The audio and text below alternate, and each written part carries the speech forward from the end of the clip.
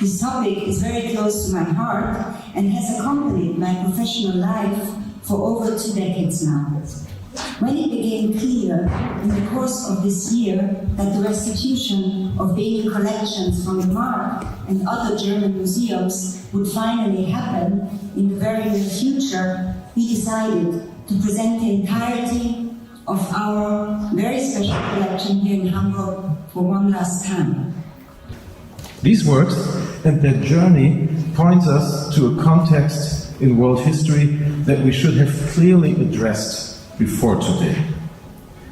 But because we have not done yet so in an adequate way, we are all the more obliged to live up to our responsibilities in the present and the future. Let me begin by saying how deeply moved I am to see a room such as this packed for one purpose, to witness and to celebrate the issue of the Benin bronzes and their ultimate return from whence they came. This, for me, as a Nigerian, is a very proud day, and it's a very moving day as well. I'm quite touched by this. The bronzes were ambassadors of the West African region. Through them, Europe developed a more profound respect for African arts. For several decades, many thronged the museums to catch a glimpse, but today, Hamburg is bringing them all out, inviting everyone to have a final look, for they are going back to their cradle. New aesthetic experiences may change what we perceive politically or normatively. So there is a need for aesthetics, and there's a need of opening our hearts and minds to listen to other kinds of music, to read other kinds of stories, and to feel in other ways that we are trained and used to feel. This exhibition is not just presenting before us Benin objects, it's also reenacting for us the various aspects of the cultural values of Benin Kingdom. With this exhibition, we want to provide transparency about our collection by informing about their provenance history, beginning with the violent circumstances of their initial dispersal. And the opening of the exhibition Benin Looted History is not about writing the final chapter of the story, but rather about the recognition that a story can never be complete if it is told from the perspective of a supposedly omniscient narrator. We in Europe have created this misunderstanding and we have maintained it for far too long.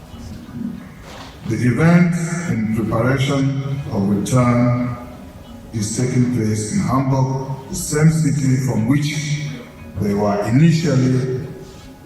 initially entered Germany.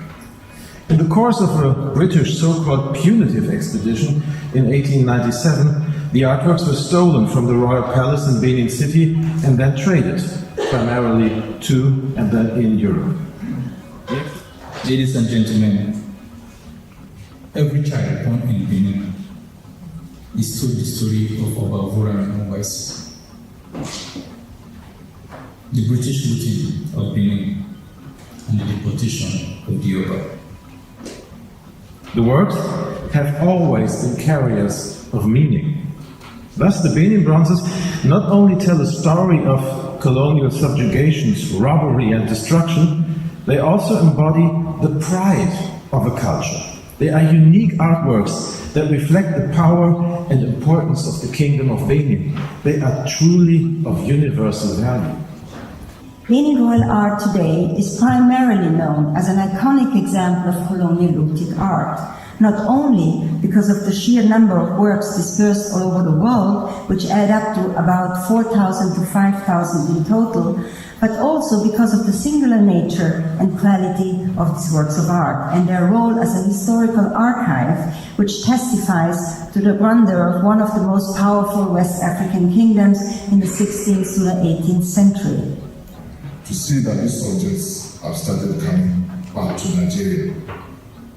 There is no way I can describe the feelings of these people on that day.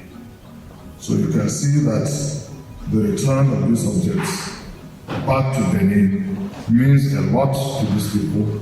It means a lot to Nigerians because this is part of their history, part of their identity, and part of their culture that has been away from them for decades. And to see these objects is a great joy that we cannot really describe.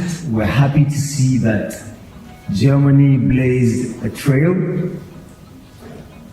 that encouraged others to follow the same path.